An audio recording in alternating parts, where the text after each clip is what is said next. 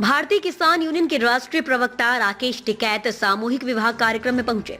भाकियों के राष्ट्रीय प्रवक्ता राकेश टिकैत बुलंदशहर में एक सामूहिक विवाह कार्यक्रम में पहुंचे और बड़ा बयान दिया। कहा कि किसान जमीन से नफरत कर रहा है। किसानों को जमीन से नफरत नहीं करनी चाहिए। जमीन घाटे का सौदा नहीं है। दिल्ली की कलम बेईमान है। किसानों को एमएसपी नहीं मिल रही है। बिचौलिया किसानों से सस्ते दामों पर फसल खरीदकर महंगी बेचते हैं। वर्तमान की राजनीति पर प्रतिक्रिया देकर बोले, जातिवाद, धर्मवाद, भाषावाद की राजनीति है और ये बढ़ेगी। हमें इसे रोकना है। हम जोड़ने का काम करते हैं, तोड़ने का नहीं। और सरकार काट पीट का काम कर रही है। समाज में कंपटीशन हो तो एजुकेशन का हो, हेल्थ का हो, अपने बच्चों को पढ़ाओ। जम्मू कश्मीर के Shri Mata Vaishno Devi institute of medical excellence की मान्यता रद्द होने पर कहा कि सरकार का एजुकेशन की ओर ध्यान नहीं है।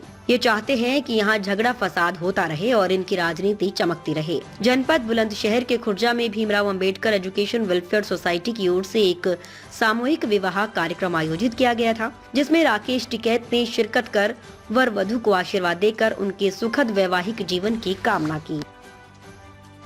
सर, खुर्जा आगमन हुआ है आज आपका, किस कार्यक्रम में शिरकत की है आपने, क्या उद्देश्य? ये सामूहिक शादी है और ये एक अच्छी पहल है सामूहिक शादी की, जिसमें सभी लोग अपने संबंध तो अपने आप स्थापित करें और जो उनका सामूहिक शादी का जो प्रोग्राम है वो इकट्ठा हो जाए।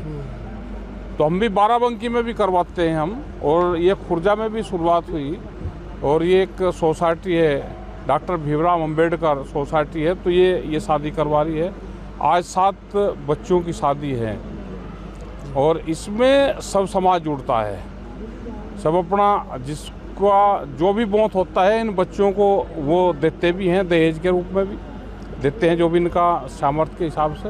ये देखोगे यहाँ पे सब सामान लगा हुआ है और ये एक अच्छी शुरुआत है। ये और बढ़नी चाहिए भाई। अब की 7 हुई तो अगली बार उम्मीद है कि ये 20 के आसपास चले जाएगी, तो ये बढ़ती रहेगी।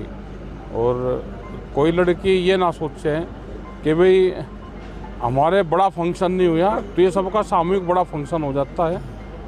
और इस तरह की शुरुआत मध्य प्रदेश में भी हुई और अब यहाँ की जो सरकार है वो भी इसकी शुरुआत कर रही है।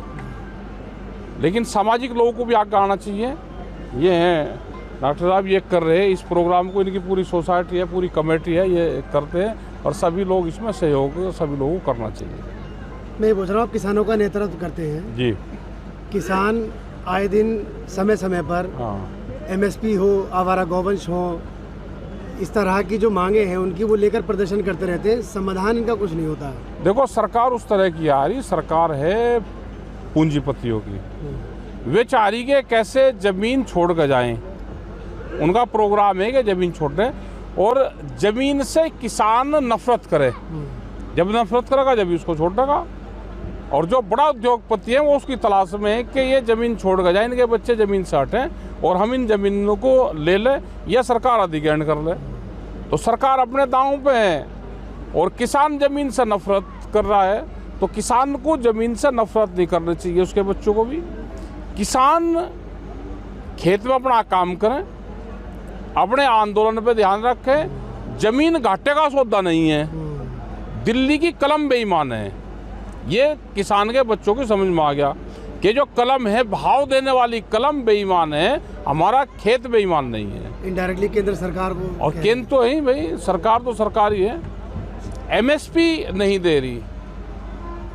ऐसा नहीं है कि आम पब्लिक को एमएसपी से नीचे फसलें बिक रही है, उसके कंज्यूमर को सस्ता मिल रहा है, कंज्यूमर को तो महंगा मिल रहा, लेकिन किसान की फसल नहीं बिक रही। जो बीच के लोग हैं, सपा के जो विधायक हैं, अतुल प्रधान, आपके चर्चा में होगा, आपके क्षेत्र के मामला है आसपास का, उन्होंने जो उनके संगीत सोम है पूर्व विधायक भाजपा के, उन पर ये आरोप लगाए कि ये हिंदू मुस्लिम की बात करते हैं, लेकिन मीट फैक्ट्रियों में इनका हिस्सा है, कई कई। हाँ, नहीं, ठीक कह रहा है वो, झूठ थोड़ा बोल रहा है वो।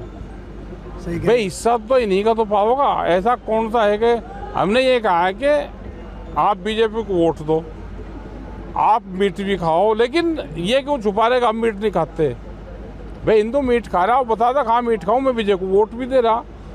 अब आप वोट भी दोगे, मीट का विरोध भी करोगे, पार्टनरशिप आप उन्हीं के साथ में करोगे, तो झूठ थोड़ा बोल रहा, वो ठीक होगी, सत्यता होगी। 2 शब्द आपके कुछ जिस तरह की वर्तमान की राजनीति चल रही, जातिवाद, धर्मवाद, भाषावाद, ये बढ़ेगा। हमको इसको ख़त्म करना है। हम तो जोड़ने का काम करें, हम काट पीट का काम करते नहीं, सरकार काट पीट का काम करे। ठीक है। अपने संगठनों पर ध्यान दो।